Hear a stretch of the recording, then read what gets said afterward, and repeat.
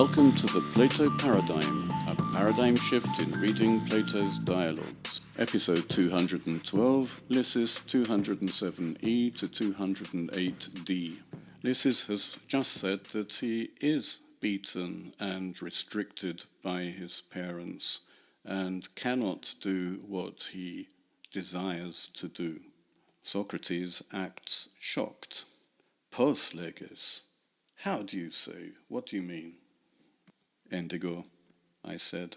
Boulomen oisik makarion enai diakolu si tutopoien ho anbule. Wishing you to be blessed, they prevent you doing this, whatever you want. In this sentence, Socrates uses the verb boulomai, to want, twice, and there is no desiring here. Hode demoi lege. Tell me this way. En epithumeses epitenos ton tu patros harmaton oichestai labontas heinias hotan hamilatai ucan eoense ala diakoluoien? Ma di mentoi anefe eoen. If you were to desire to ride on one of the chariots of your father, having taken the reins whenever it is competing, would they not allow you, but prevent you? By Zeus, not at all would they allow, he said.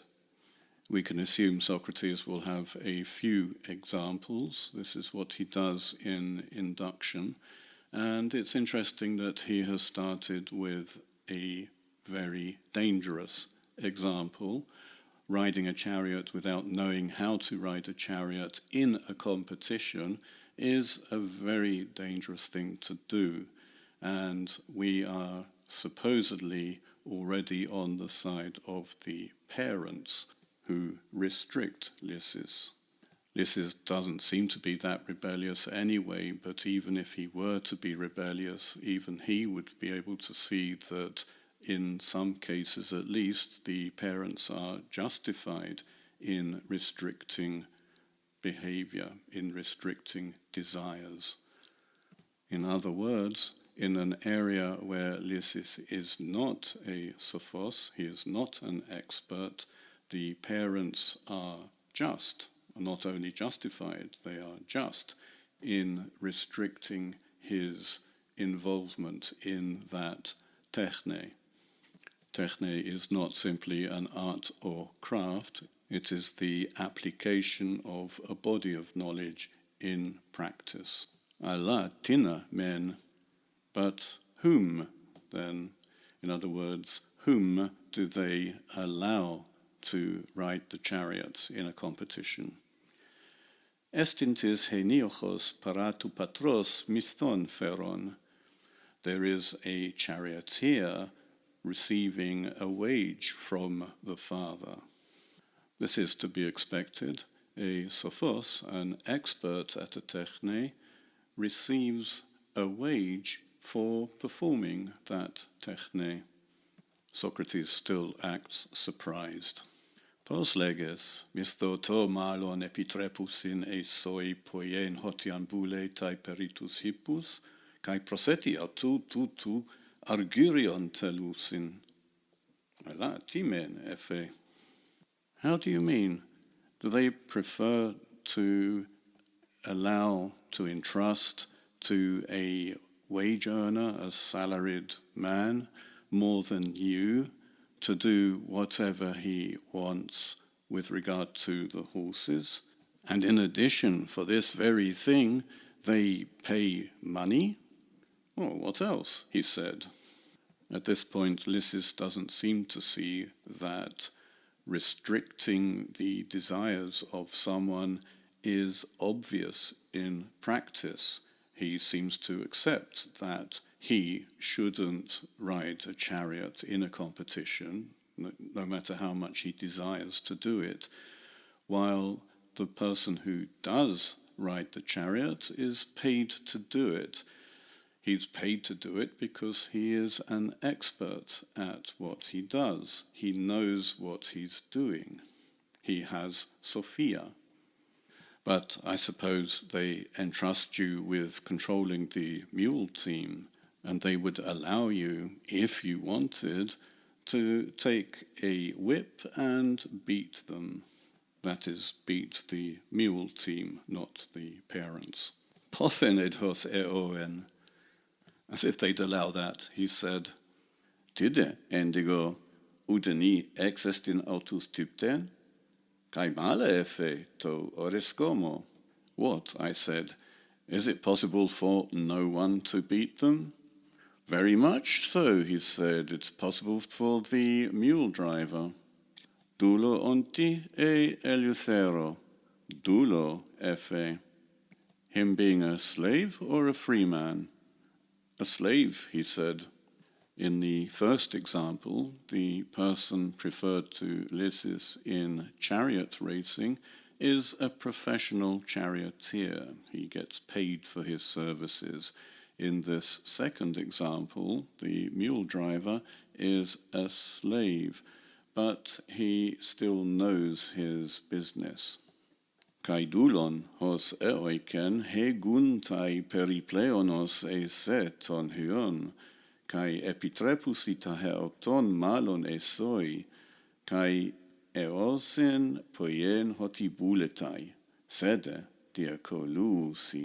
So it seems they think more highly of the slave than of you, the son, and they entrust the things of them more to him than to you, and they allow him to do what he wants, but you they restrict. In the Oxford Classical Text, edited by John Burnett, this sentence is framed as a question, but it works just as well as a statement, and Lysis doesn't answer, which also adds to the possibility that this is just a statement and not a question. The idea that the mule driver does what he wants is preposterous. He's a slave. The parents allow him to do what is required with the mules. If the slave simply killed the mules and ate them, he would be punished. Whatever Socrates' true motive is, it sounds like he wants to make Lysis resentful. He isn't allowed to do what he wants, while his parents allow other people to do what they want. Kaimui etitode epe, se auton eosin archen se autu, e udetuto epitrepus isoi. Poscar efe epitrepusin. And tell me this as well. Do they allow you to rule yourself, or do they not entrust even this to you? As if they entrust. That is to say, no, they don't entrust to me my own self-control. Al archetis su, hode paidagogos efe. But someone controls you. This person, the pedagogue. The pedagogue, or paidagogos, is someone who literally leads a child. He leads him to school mainly, and then he leads him back home. He is not, at this time, an educator. Mon doulos on. Alatimen hemeteroskefe. Surely not a slave. What else? But he is ours, he said. E de non endigo eleutherononta hupodulu archestai. How terrible, I said, for someone who is free to be ruled by a slave. Dide poion au hutos ho paidagogos su arche. Agonde pu efe est didaskalu. When this pedagogos rules you, what does he do? He leads, he said, to the teachers. That is the place of the teacher. The way we say, the dentists, which is the place of the dentist. There were no established schools at the time, and private teachers would teach either in a rented room or in their own home, or if they are sophists, and he's not being taught by a sophist yet, he's too young, a sophist would be a guest of one of the wealthy aristocrats in the city.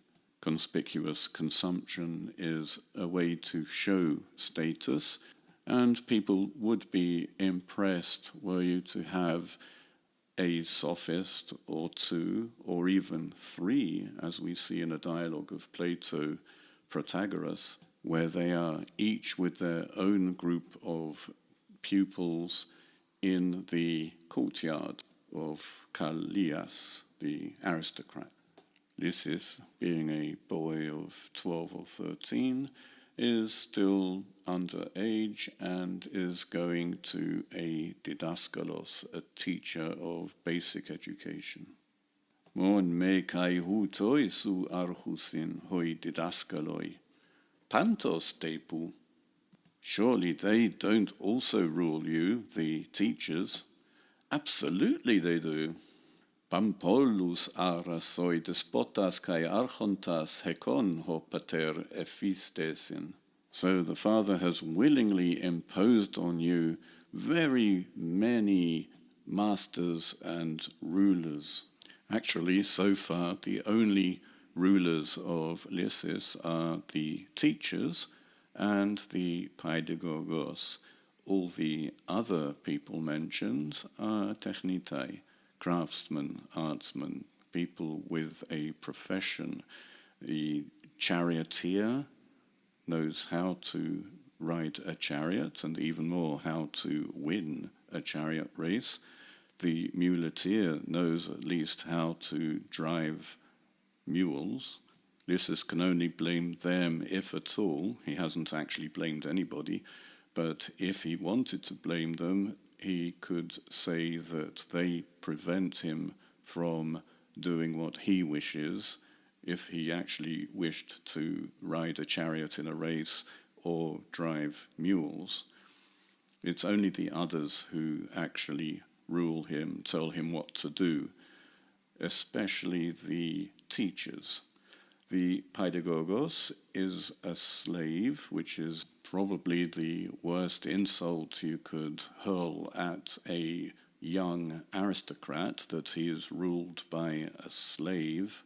We should note that in the description of Lysis turning round and then coming over to talk to Socrates and Ctesippus, the paidagogos wasn't mentioned, but he was there. He was escorting Lysis, making sure he didn't come into any trouble from people like Hippothales.